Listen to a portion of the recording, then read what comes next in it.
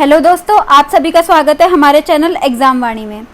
मैं राधिका गर्ग आज आप सबके साथ जुड़ी हूँ एक ऐसी वीडियो के साथ जिसके लिए मेरे पास काफ़ी क्वेरीज आ रही थी, क्वेश्चंस आ रहे थे कि जो ऑनलाइन मोड का एग्ज़ाम है वो किस तरह से होता है, उसमें टाइम मैनेजमेंट किस तरीके से करें, क्योंकि काफ़ी लोग ऐसे होंगे जो कि ऑनलाइन एग्ज़ाम पहली बार दे रहे होंगे।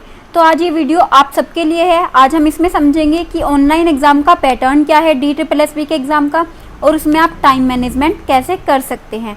तो आप वीडियो को एंड तक ज़रूर देखें और अगर आपको पसंद आए तो लाइक ज़रूर करें और ज़्यादा से ज़्यादा इसको शेयर करें और हमारे चैनल को सब्सक्राइब करना ना भूलें। तो सबसे पहले मैं आपको बता दूं लैंग्वेज के बारे में। इसमें जो है आपको सबसे पहले ऑप्शन मिलेगा कि आप पूरे पेपर की क्या लैंग्वेज सिलेक्ट करना चाहते हैं, जैसे हिंदी या इंग्लिश। तो आप ये जो लैंग्वेज है ये बड़े सोच समझ करके तय करें, क्योंकि अगर आप ये सोचेंगे कि हम बाद में हर क्वेश्चन वाइज भी इसमें जैसे लैंग्वेज होती है सिलेक्ट करने का वो कर लेंगे, तो ये आपके लिए काफ़ी टाइम टेकिंग होगा, आपका टाइम काफ़ी ख़राब होगा। तो अगर आप जिस भी लैंग्वेज में कंफर्टेबल हो, मान लेते हैं कि आप हिंदी लैंग्वेज में कंफर्टेबल हैं, तो आप हिंदी लैंग्वेज चूज़ कर ले शुरू में ही। अगर आप इंग्लिश में कंफर्टेबल है तो इंग्लिश चूज़ कर लें। फिर उसके बाद अगला पॉइंट आता है कि इसमें जो क्वेश्चन वाइज सिलेक्शन भी हो सकता है लैंग्वेज का। मान लेते हैं कि आपको जो जीके है वो हिंदी में पसंद है और आपने हिंदी में उसकी तैयारी की है, तो आप जीके के क्वेश्चन को क्वेश्चन वाइज, जैसे पहला क्वेश्चन आया जीके का तो उसको आपने हिंदी में सिलेक्ट कर लिया तो वो हिंदी में आ जाएगा। अगर आपका जो मैथ है वो इंग्लिश में अच्छा है तो आपने अगर शुरू में ही इंग्लिश लैंग्वेज चूज़ कर लिया तो तब तो वो इंग्लिश में आएगा ही। अगर आपको फिर वो पसंद नहीं आया या क्वेश्चन समझ नहीं आता है, कई बार हो जाता है, तो आप उसको हिंदी में सिलेक्ट कर सकते हैं। तो ये भी आपके पास एक अच्छा पॉइंट है। अगर देखा जाए तो ये एक प्लस पॉइंट ही होता है। कई बार क्वेश्चन हो जाते हैं जो कि हमें नहीं समझ आते, और इसी में अगर देखा जाए जो इंग्लिश वाला पार्ट है, जनरल इंग्लिश का पार्ट है, और जो जनरल हिंदी का पार्ट है वो इंग्लिश और हिंदी में ही रहेगा। इसमें कोई लैंग्वेज चेंज का ऑप्शन नहीं होता है कि आप जनरल इंग्लिश के क्वेश्चन को हिंदी में चेंज कर लें, जनरल हिंदी के क्वेश्चन को इंग्लिश में चेंज कर लें। तो आपको क्या करना है, शुरू में ही लैंग्वेज ऐसे चूज़ करनी है जो जिसमें आप मैक्सिमम नंबर ऑफ क्वेश्चन कर सकें। फिर इसके बाद अगर आपको किसी क्वेश्चन में डाउट होता है, प्रॉब्लम होती है, लैंग्वेज समझ नहीं आती है, तो आप उसकी लैंग्वेज चेंज कर सकते हैं। फिर इसके बाद चलते हैं जो PRT और TGT का है, उसमें हमें पता है कि टोटल 200 क्वेश्चंस आते हैं। तो उसमें सेट होते हैं क्वेश्चंस के, वो किस तरीके से 20-20 के सेट होते हैं इसमें। जैसे उसमें 200 क्वेश्चंस हैं तो वो किससे डिवाइड हो जाएंगे, 20-20 में डिवाइड हो जाएंगे। तो इस तरीके से इसमें टोटल 10 सेट ऑफ क्वेश्चंस आएंगे। अब मैं बता देती हूँ कि वो किस तरीके से आते हैं। ये जो मैंने लगाया सेट्स, ये मैंने इस तरीके से लगाया जबकि ये हॉरिजॉन्टली आते हैं, लेकिन आपके सामने कुछ इस तरह की टेबल खुल के आएगी। तो मैंने वही सेम टू सेम ट्राई किया है आप सबके सामने लाने का, ताकि आपको थोड़ा पता चल सके कि किस तरीके का क्वेश्चन पेपर जो है आता है। तो जैसे आपने कोई और एग्ज़ाम दिया होगा तो उसमें क्या होता है कि आपके सामने मान लिया सेट है, तो आप जिस क्वेश्चन पर चाहें उस क्वेश्चन पर जा सकते हैं। मतलब एक बार में आप पूरा पेपर भी घूम सकते हैं एक तरीके से, कि आपका मन किया मैं तो सबसे लास्ट वाला क्वेश्चन देखना चाहता हूँ तो वो देख लिया। लेकिन इसमें ऐसा नहीं होता है। अगर पहला सेट रीजनिंग का है जिसके अंदर 20 क्वेश्चन हैं, तो आप रीजनिंग के पहले सेट पर ही क्लिक कर सकते हैं। आप maths, general Hindi subject related आप सोच लेते हैं कि मेरा तो मैथ्स ज़्यादा अच्छा है तो मैं मैथ्स पर चला जाऊं, तो ये नहीं हो सकता। आपको सबसे पहले रीजनिंग पर ही क्लिक करना होगा और इसी के ही एक एक करके क्वेश्चंस आपके सामने आएंगे तो उन सबको करना होगा। अगर आप क्वेश्चन स्किप करना चाहते हैं तब आप स्किप कर सकते हैं, कि आपको पहला क्वेश्चन समझ नहीं आया, दूसरा समझ नहीं आया, तो आप कर सकते हैं। इसमें क्या होता है, पहला क्वेश्चन आपका सबमिट हो गया, फिर दूसरा हो गया, तो इस तरीके से 20 क्वेश्चन सबमिट होने के बाद अगर आप अपना रीजनिंग के सेट को कर देंगे सबमिट, तो आपको दोबारा से रीजनिंग का सेट खुल के नहीं आपके सामने आएगा। मतलब आप उसमें छेड़खानी नहीं कर सकते दोबारा से। तो आपको क्या करना है, जो क्वेश्चन मान लेते हैं कि जो कुछ पैटर्न वाले क्वेश्चन आते हैं या फिर कोई एनालॉजी वाला क्वेश्चन है, या फिर जो टॉपिक आपका अच्छा नहीं है जिस भी सब्जेक्ट में, जिस भी पेपर में, तो आप उसको छेड़ने की ही कोशिश ना करें।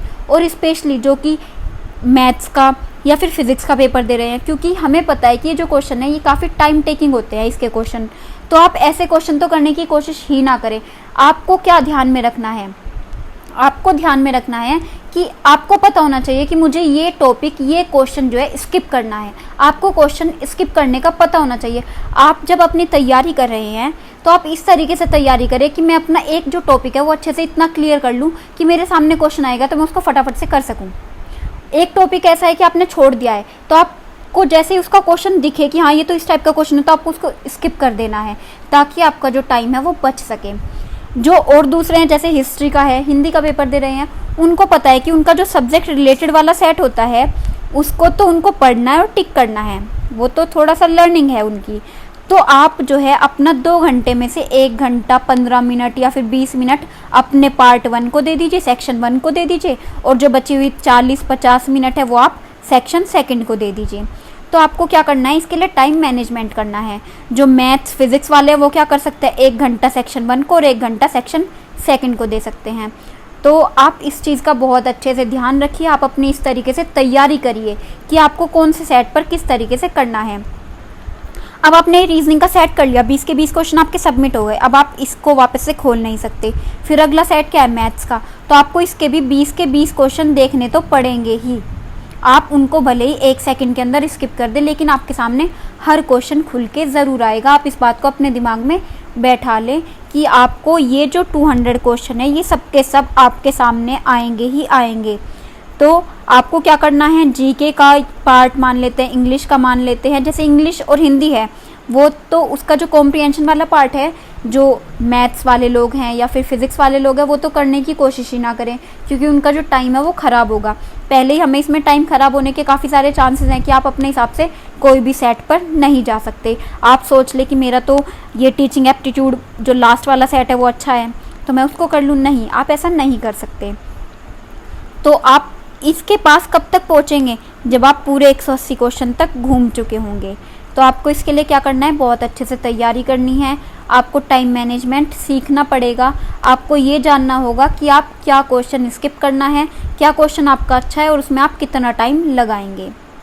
इसी तरीके से हम डिस्कस करते हैं पीजीटी के, इसमें टोटल 300 क्वेश्चन आते हैं। तो इसके भी इसी तरीके से 20-20 के सेट होंगे, जो कि टोटल होंगे 15 सेट, क्योंकि 20-20 क्वेश्चन का होता है सेट। तो ये भी इसी तरीके से हॉरिजॉन्टली होंगे, 1 से लेकर के 15 तक के सेट। आपके लिए भी यही सेम क्राइटेरिया होगा। आपको भी सबसे पहले पहला सेट ही खोलने को मिलेगा, उसका पहला क्वेश्चन ही आपकी स्क्रीन पर सामने आएगा। तो आपको भी क्या करना है, सबसे ज़्यादा आपको अपना टाइम मैनेजमेंट का ध्यान रखना है, क्योंकि अगर आपने टाइम मैनेजमेंट सीख लिया तो आप अपना जो पेपर है वो अच्छे से कर पाएंगे। और आप इसके लिए और क्या कर सकते हैं, आप अपना जो कॉमन पेपर है वो काफ़ी अच्छे से तैयार कर सकते हैं। ध्यान देना है अपनी क्वांटिटी पर, नहीं क्वालिटी पर। अगर आपने 100 में से तो 100 क्वेश्चन कर लिए, लेकिन आपके वो क्वेश्चन कुछ गलत हो गए, आधे क्वेश्चन गलत हो गए, तो इसमें मार्क्स डिडक्ट भी होते हैं 1/4, मतलब 1/4, 0.25 मार्क्स। एक क्वेश्चन अगर गलत हो जाता है तो मार्क्स माइनस हो जाते हैं। तो आपको क्वांटिटी नहीं क्वालिटी पर भी ध्यान देना होगा, ताकि आप अपनी जो सीट है वो पक्की कर सकें। उसके लिए आप क्या कर सकते हैं, आप हमारे चैनल पर जाइए, वहाँ पर आप हमारी DSSB चालीसा देख सकते हैं। आप हमारे चैनल की हेल्प ले सकते हैं अपनी पढ़ाई के लिए। वहाँ पर आपको DSSB चालीसा मिलेगी, जहाँ पर टॉपिक वाइज सोल्यूशन है। आप प्रीवियस ईयर पेपर भी देख सकते हैं, और DSSB के एग्ज़ाम से रिलेटेड जो इन्फॉर्मेशन है या न्यूज़ है वो सब भी आप हमारे चैनल पर प्राप्त कर सकते हैं। तो आप हमारे चैनल को शेयर करें और सब्सक्राइब करें। Thank you.